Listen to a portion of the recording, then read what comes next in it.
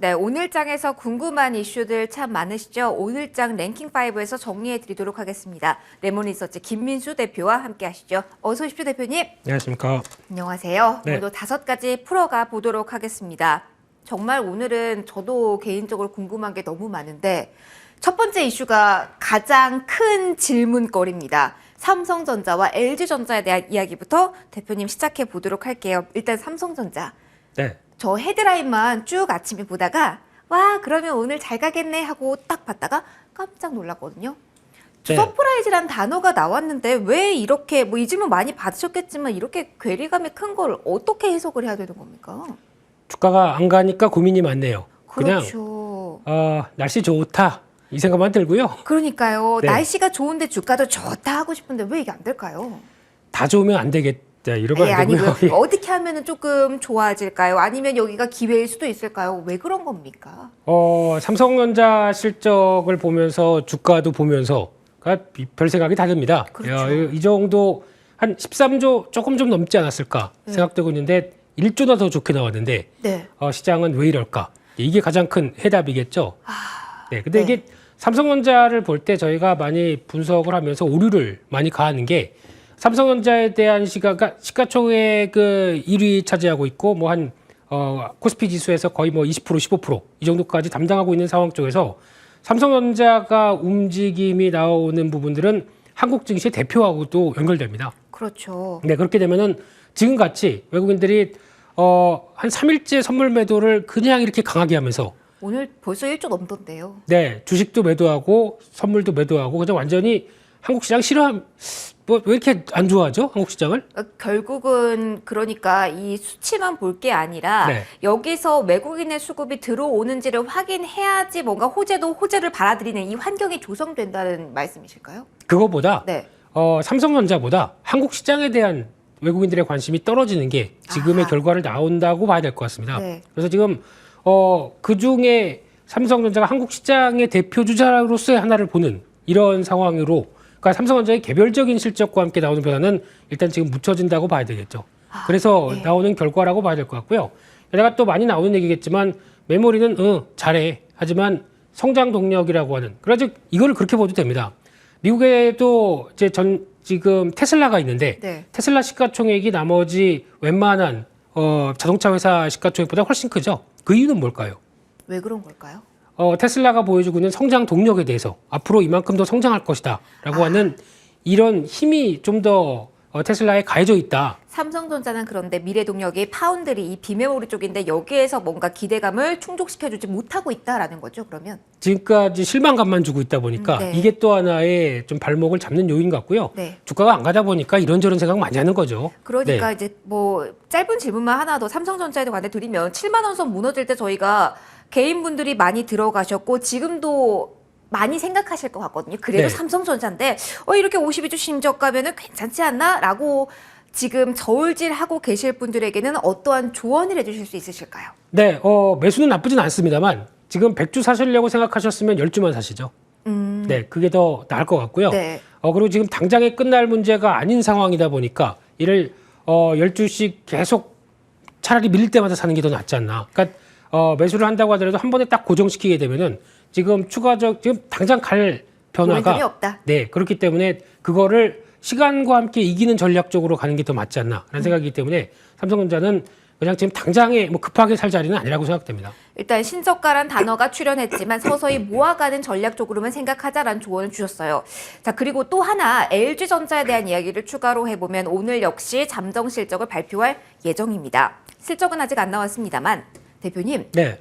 수치 좋을 거라고 합니다. 그런데 역시 신저가라는 단어가 출연했습니다. 이건 또 어떻게 봐야 됩니까? 비슷한 맥락일까요? 솔직히 LG전자에 대해서 기대는 좀 하고 있었습니다. 네. 근데 곰곰이 생각해 보니까 지금 나오는 실적이 생각보다 시장은 좋게 생각해도 네. 그렇게 잘 못 나올 가능성도 있다고 봐야 될 것 같고요. LG전자를 바라볼 때 딱 두 가지 축입니다. 가전, 전장. 네. 이 두 가지로 봐야 되는데 전장은 쉽게 말씀드리면 자동차 출하량이 안 나오다 보니까 지금 수주받은 거를 쭉쭉 보내야 되는데 멈춰 있는 상태겠죠. 네. 또 하나 가전은 쉽게 말씀드리면은 약간 보통 LG전자의 가전은 상고 하조 쪽으로 많이 움직였었는데 그러면 이제 지금 같은 경우도 기대감은 높다고 하더라도 지금 분위기를 보게 되면은 한 2년 동안 코로나 시대에 가전 많이 샀었죠. 네. 그런데 지금 딱 나오는 모습을 보게 되면은 이 수요가 또 인플레이션 시대가 이렇게 높아졌는데 필수 소비재 쪽으로도 가격이 많이 오르다 보니까 이런 가전 관련된 쪽은 지금 당장 살 필요는 없겠네. 뭐 교체 이런 거 하지 말자라는 쪽으로 나오겠고요. 네. 또 하나 두 번째는 들어가는 원자재가 이렇게 많이 들어갔는데 거기다가 가전에 대한 수익성들 유지할 수 있을까? 이런 부분까지 생각해 보게 되면 개인적으로는 생각보다 좀 떨어지는 실적이 나오지 않나라는 관점 쪽에서 LG전자도 아직은 지금은 타이밍은 아니다라고 생각이 들고 있습니다. 네. 지금 저희가 LG전자에 대한 대표님의 해석을 들을 줄 시장이 알았나 봅니다. 지금 잠정 실적 발표가 나왔다고 하는데요. 네. 수치 보시고 한번 포인트 좀 짚어주세요. 네. 자, 일단은 20조 원 정도의 매출 그리고 1조 원대 영업이익. 사실 영업이익 쪽은 원자재 가격 상승 여파로 좀 감소할 것이다라는 이야기가 있는데 수치 좀 준비가 됐을까요? 정확한 수치를 좀 보고 싶은데 이에 대한 수치가 나오면 저희가 이야기를 할 수 있을 것 같습니다. 자막 나온 데를 한 번 더 리뷰를 해드리고요. 네. 그러면 결국 기다리는 동안 하나 더 드리면 네. 전장에서의 무언가가 빡 나와야 된다 이런 말씀이실까요? 그렇죠. 그게 확인이 되면은 LG전자도 마찬가지겠지만 자동차 쪽에서도 훨씬 더 좋은 흐름들이 나올 수밖에 없고요. 네. 그렇게 되면 또 자동차 쪽의 자동차 부품주와 함께도 모두 다 동반적으로 순환 효과가 확 들어갈 수 있겠죠. 네. 게다가 지금 현실 부분은 네. 어떻게 현대차가 우리나라에서 지금 현재 제대로 된 자동차 회사 현대차 하나 남았습니다. 이런 상황 못 쪽에서 가고 있죠. 그렇죠. 예. 이런 상황 쪽에서 현대차에 대한 위상과 현대차에 대한 변화를 끌고 가기 위해서는 현대차가 잘 돼야 되는데 네. 그밖에 지금 나머지 쌍용차 가지고도 여러 가지 문제는 좀 많겠지만은 이런 자동차 업황에 대한 여러 가지 부담감도 같이 들어가 있는 상황 쪽에서 지금 실적은 나왔네요. LG전자 확인된 동향 보게 되면 제가 할까요? 아니요, 제가 해도록 네. 하겠습니다. 네. 실적 발표 전에 0.88%의 하락률을 기록하던 LG전자였거든요. 그런데 지금 잠정 실적이 발표된 이후에 하락률을 줄이다가 지금 보합 그리고 빨간불 전환까지 앞두고 있습니다. 1분기 매출액이 21조 원대를 기록했습니다. 20조 원이 시장 예상치였는데 시장 예상을 뛰어넘는 예상 상회하는 매출이 나왔고요. 영업이익은 1조 8천억 원대. 자, 그러니까 전년 대비 감소할 것으로 예상이 됐는데 전년 대비 6.4% 증가한 것으로 수치 좋습니다. 잘 잠정 나왔네요. 실적 서프라이즈와 함께 지금 빨간불 전환 낙폭 거의 다 줄여서 50일 신저가 부근에서 올라오고 있습니다. 뭐 사실은 지난번에도 잠정 실적 나온 다음에 분위기가 그 다음날 변해서 단기적으로는 알 수가 없겠지만 일단 이 서프라이즈에 대한 해석을 짧게 주신다면요. 네, 또 틀렸네요. 왜요? 네. 왜냐하면 사실은 네. 부정적인 거를 저희가 생각을 하고 그리고 대비를 해야 되는 게 저의 역할이 아닌가 싶습니다. 그보다 삼성전자 실적도 그렇고 맞아요. 이번에 LG전자 실적도 그렇고 실적 호전의 가장 또 중요한 원인은 환율이죠. 네. 그 효과를 만약에 빼고 나머지 비용과 관련된 부분까지 생각한다라고 하게 되면 이게 서프라이즈라고 볼 수 있는 수치가 조금 좀 흔들릴 수도 있다라는 쪽은 네. 감안을 해야 될 것 같습니다. 네. 그래도 서서히 시장의 반응을 확인하자 전반적인 시장의 분위기가 돌아왔을 때 다시 한번 적극적으로 이쪽을 보자라는 이야기까지 해주셨습니다. 다음 이슈로 넘어가 볼까요? 자, 이 이슈도 오늘 핫합니다. 에코프로비엠에 대한 이야기도 해보겠습니다. 물론 오전에 비해 시세가 약하지만 계속 보고 계신 분들이 많을 것 같아서 이슈를 저희가 커버해 드리려고 하는데요. 대표님, 네. 저는 이렇게 유상증자, 무상증자 같이 나와서 좀 많이 어떻게 대응을 해야 되는지 헷갈리더라고요. 네. 지금 자리에서는 어떻게 하는 게 최선일까요? 네, 결론적으로는 조금 밀리면 사볼 변화로 가져가시면 될 것 같고요. 네.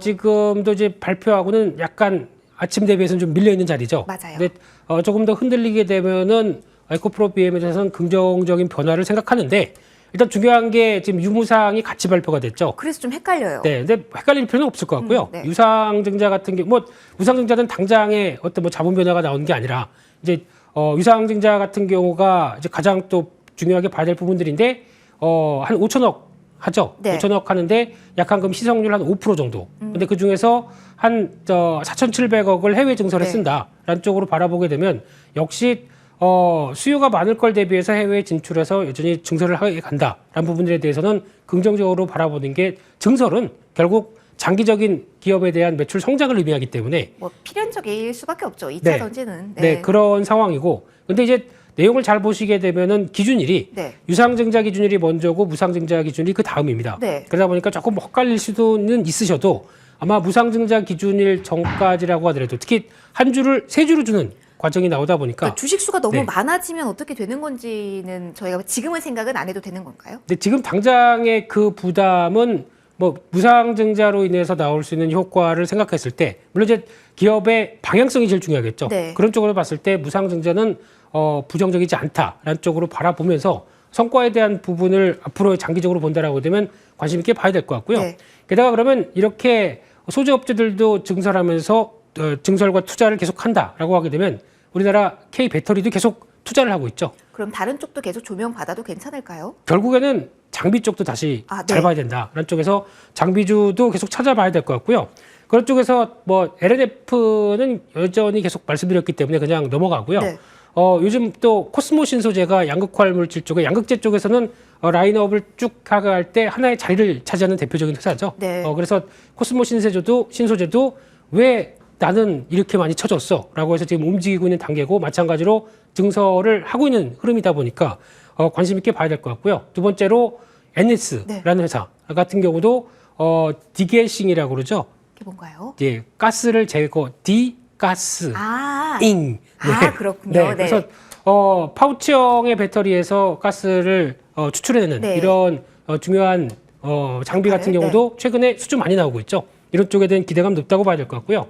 또 하나 원준이라는 회사까지도 소속노의 강자죠. 이런 쪽도 같이 지켜보시면서 대응하셨으면 좋겠습니다. 여전히 2차 전지는 관심권에 두자라는 이야기 해주셨습니다. 세 번째 이슈로 오늘 시총 상위주 가운데 어제부터 좀 많이 흔들림 나오는 플랫폼에 대한 이야기도 짧게 좀 해보도록 할게요. 네. 대표님, 이게 뭐 나스닥이 하락해서 그런 건지 뭐 규제에 대한 기대감이 조금 꺾인 건지 소리 소문 없이 많이 흘러내리고 있거든요. 만약에 그 저점 부근에서 잡으신 분들이라면 최근에 이틀간의 흔들림을 어떻게 대응하시면 좋을까요? 네, 카카오를 네. 기준으로 보게 되면 지금 고점권 저항에서 계속 시도를 하다가 제가 보기엔 한 10만 5천 원대 네. 계속 시도를 하다가 탄력 못 받고 밀리는 자리로 보여집니다. 네. 일단 비중 줄이시는 게 나을 것 같고요. 왜냐하면 이 플랫폼 쪽은 거의 올라왔었을 때도 외국인들 매수세도 마찬가지겠지만 올라왔을 때 근거가 미국의 나스닥 성장주가 올라갔는데 이런 쪽에서 이번에는 또 성장주가 흔들리는 논리가 반대로 예상보다 긴축이 빨라진다. 그래서 네. 바라봤던 성장주가 이 정도의 금리 인상의 기조는 뭐 버틸 거야라고 했다가 그거보다 더 빨라지는 속도가 나오죠. 네. 그러면 이 부분에 대한 또 할인율이 더 가세가 돼야 되겠죠. 그러다 보니까 플랫폼주에 대해서도 주가가 흔들리는 현상이 여기에 있다라고 보게 되면은 아마 지금은 추가로 흔들림 가능성이 좀 더 있기 때문에 비중을 좀 줄이시는 게 좋지 않나 생각됩니다. 네이버와 같은 경우는 좀 다르게 보고 조금 더 기다리는 것도 괜찮을까요? 비슷한 전략 같고요. 네. 플랫폼 쪽이 거의 비슷하게 움직이고, 네. 예, 뭐 수급도 비슷하게 움직이다 보니까 그런 전략이 더 나을 것 같습니다. 네, 알겠습니다. 플랫폼주에 대한 대응 전략 받아봤고요. 네 번째 이슈로 넘어갑니다. 바로 음식료주 보도록 하겠습니다. 사실은 호재가 많습니다. 뭐 경기 방어적인 성격부터 리오프닝으로 묶이기도 하고요. 오늘은 라면 키워드를 가지고 좀 움직이는데 사실은 뭐 곡물 가격 상승 리스크도 있긴 했습니다만 다시 한번 좀 주목을 해봐도 될지 지금 자리 어떤지 진단 먼저 부탁드릴게요. 좀 올랐습니다. 네. 네, 그래도 여전히 긍정적으로 보고 있습니다. 그래서 흔들리면 사자라고 관점으로 오. 계속 긍정적으로 바라보고 있고요. 네. 음식료 섹터는 지금같이 인플레이션이 격한 시대에 가격을 전가할 수 있다라고 하게 되면 가장 좋은 변화를 생각을 하면서 대응해봐도 될 만한 섹터라고 봐야 될 것 같고요. 네. 어제도 미국 시장 그렇게 흔들리는데도 꿋꿋한 거는 음식료 업체들. 맞아요. 네, 음료 업체였던 뭐 코카콜라, 펩시코 모두 다 강하게 나오는 변화라고 하게 되면 시장의 트렌드가 그래도 이런 시대에 견디는 회사들이 어디냐 여기를 바라보고 있죠. 그런 상황이라고 하게 되면 주가가 오르니까 또 이런 얘기를 드리는 건 아니고 근데 사실은 요즘은 오르는 게 더 탄력을 받기가 쉬워서 많은 분들이 주목을 하시는 것 같긴 한데 네. 좀 오늘도 혼자된 모습이라서 좀 선별적으로 어떤 종목을 좀 대표님 보면 좋을까요? 네, 그냥 라면은 삼양 네, 라면 뭐 농심도 있죠. 네. 농심도 있고 그런데 그래도 해외 쪽에서 성과를 더 내고 있고 수출에 대한 모멘텀이 더 강하고 거기다가 신공장 효과까지 생각한다라고 하게 되면 삼양식품을 탑픽으로 보고 네. 싶고요. 제일 많이 올라서 이렇게 말씀드리는 건 아니고요. 들어갈 수 있고 네. 대상도 괜찮아요? 대상도 예, 괜찮게 보는 게 상대적으로 좀 소외를 많이 이어갔다가 네. 그래도 가격 인상 효과 같이 나오게 되면 충분히 저평가가 해소될 것이다라고 바라보고 있습니다. 네, 관심 종목까지 확인해 봤습니다. 마지막 이슈로는 페인트주에 대한 이야기를 해볼 겁니다. 뭐 여기에 한정 짓지 않고 사실은 이게 가장 궁금합니다. 뭐 펄프부터 강관, 오늘의 페인트까지 네. 사실은 오전에 시세가 반짝 나오다가 정말 하루 반나절도 안 돼서 식고 있거든요. 네. 이런 종목에 대해서는 특히 오늘은 페인트주에 같은 경우 어떻게 대응하는 게 좋을까요?